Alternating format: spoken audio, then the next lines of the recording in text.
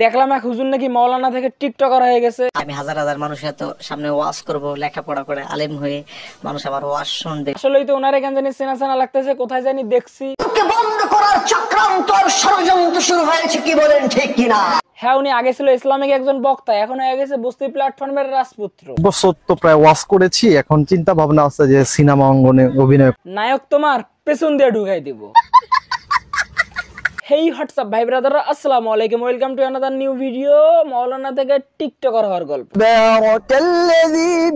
হ্যাঁ, শুরুতে এই ভণ্ড হুজুরের একটু ভণ্ডামি দেখে আসি। ছুটি নেই আমেরিকা শুনবে ওয়াজের ভিতরে লক্ষাধিক তাওহীদি জনতা উপস্থিত হয়ে। ওয়েট, ভণ্ডামির তো একটা লিমিট আছে, বাট ওই হুজুর ভণ্ডামির লিমিট ক্রস করে গেছে। ইংলিশ দেখি নাই, বাট ইংলিশ আসলে ওরা ভুলে গেছে এটা হলো ইসলামিক কান্ট্রি, এখানে যখন তখন ভণ্ডামি চলবে না। বাট হাজার কষ্টের পরে যখন ভাইরাল হতে পারতেছিল না, তখন সে বস্তি প্ল্যাটফর্মের রাজপুত্র হওয়ার চেষ্টা করে। মাহফিলে ওয়াজ করলাম, লক্ষ লক্ষ জনতা মানে টিকটকার হওয়ার চিন্তা করে, যেই কথা সেই কাজ। মাওলানাগিরি বাদ দিয়ে সে টিকটকে এসে সাফরিগিরি শুরু করে। আসতো আমার মা, কারণ তাকে ভাইরাল হতে হবে, মানে তার ভাইরাল হওয়ার পিনিক উঠছে। কথা সত্য।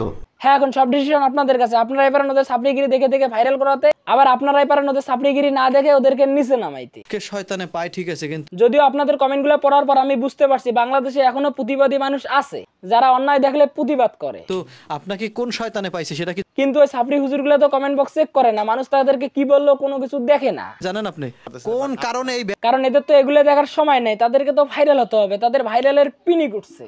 কখনো কোনোদিন কারো পারমিশন ছাড়া কারো মোবাইলের গ্যালারি চেক করবেন না। মানে ভাই বিশ্বাস করেন, ফেসবুক ইউটিউব থেকে যদি ইনকাম করা না যেত, তাহলে এদের মতো সাপরি হুজুর আপনারা খুঁজে পাইতেন না। কেউ এক ব্যানার পেছনে বারবার লাগিয়ে অন্য বক্তাকে কপি করে মোটিভেশন দেয়। কোনোদিন কারো পারমিশন ছাড়া ফেসবুকে মেসেঞ্জারে কে কার সাথে চ্যাটিং করেছে এটা দেখা যাবে না।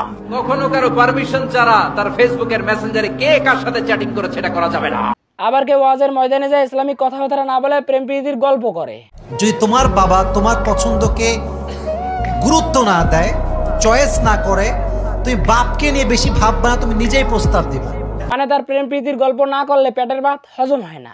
কারণ তাদের উদ্দেশ্য তো ইসলাম প্রচার করা না, তাদের উদ্দেশ্য হচ্ছে ভাইরাল হওয়া। তাদের ভাইরাল হওয়ার পিনিক উঠছে। কে শয়তানে পায়, ঠিক আছে, কিন্তু আপনাকে কোন শয়তানে পাইছে সেটা কি জানেন আপনি? না, কাম টু দ্য পয়েন্ট। দেখেন ভাই, একটা মাওলানা যখন টিকটকার হয়ে যায়, তখন আমাদের মতো মুসলিমদের জন্য এটা কষ্টের বিষয়। কারণ সে একজন ইসলামিক স্কলার, তাদের কাছ থেকে আমরা ইসলামিক জ্ঞান নেব, বাট তারা আমাদেরকে ইসলামিক জ্ঞান না দিয়ে টিকটকার হয়ে যাচ্ছে। টিকটকার মানে আবার মার্কা হুজুররা এগুলা বুঝবে না।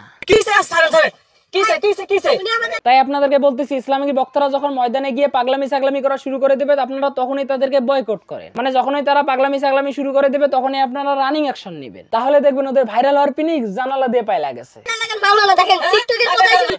তাগাজ আমার কথাবার্তার মধ্যে যে ভুল ত্রুটি হয়ে থাকে কমেন্টে জানাই দিয়েন, আমি সংশোধন করে নিব। তাগাজ ভিডিওটা কেমন হলো কমেন্ট করুন, পেজ হলে ফলো করুন, চ্যানেল হলে সাবস্ক্রাইব করুন। ভালো থাকবেন, সুস্থ থাকবেন, আল্লাহ হাফেজ। আর ওয়েট, নিজের খেয়াল রাখবেন। Take care.